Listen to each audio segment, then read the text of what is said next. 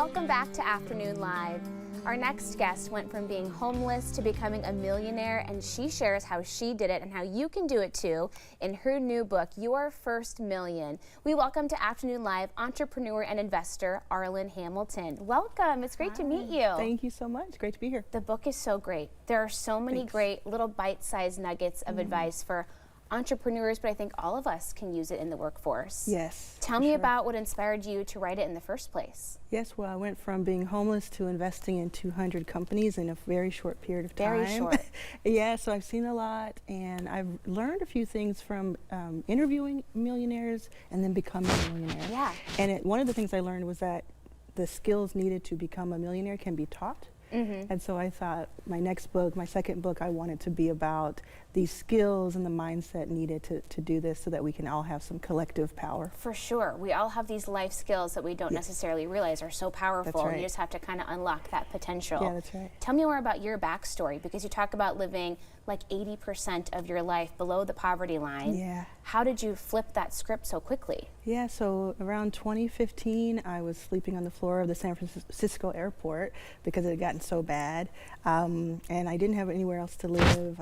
But at the same time, I was trying to raise money for a vehicle that would invest in other founders and other entrepreneurs who were women, people of color, LGBTQ+. I identify as all three, and I met an angel investor named Susan who connected with me, and I was off to the races because I had been training. You know, I'd been homeschooling, if you will, for sure, for years, and so when I was ready for the moment. Exactly. And tell me about how you got interested in venture capital in the first place, because it's kind of a unique space to be in. So I had always been this person, like when I was little, I played Monopoly, or I'd have the gum company in third grade.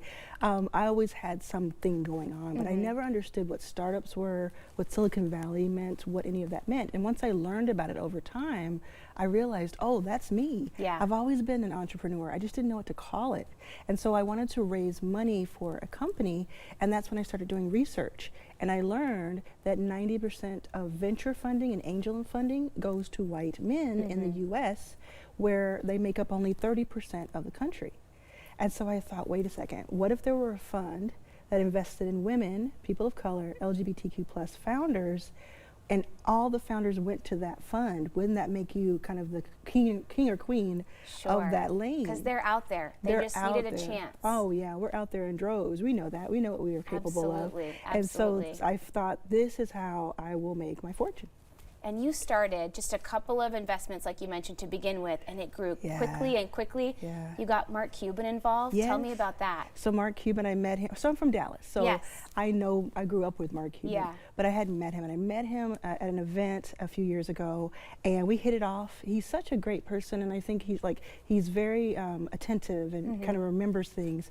And over a period of time, he came to me during a tough time, actually, for me, and he said, I want to invest $1 million into your fund and see what you can do. And then in 2020, when the world was just in a turmoil, he came back and said, I want to do another $5 million. So he's put $6 million into the fund, and we've raised about $30 million total. And he just got in touch with you directly and said, hey, here's some cash, you run. And That's right. And you proved yourself to him. Oh yeah, Mark is very savvy, and he's business all day. So he doesn't do anything out of like the charity part. You know, this isn't charity to him.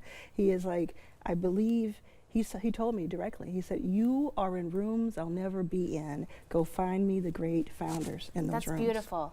Let's talk about some of the principles that you talk in the book, like radical self-believing in yourself. Why not me? Sometimes we want to sit back and believe, well, I could never do that. But you say, wait a minute, why not?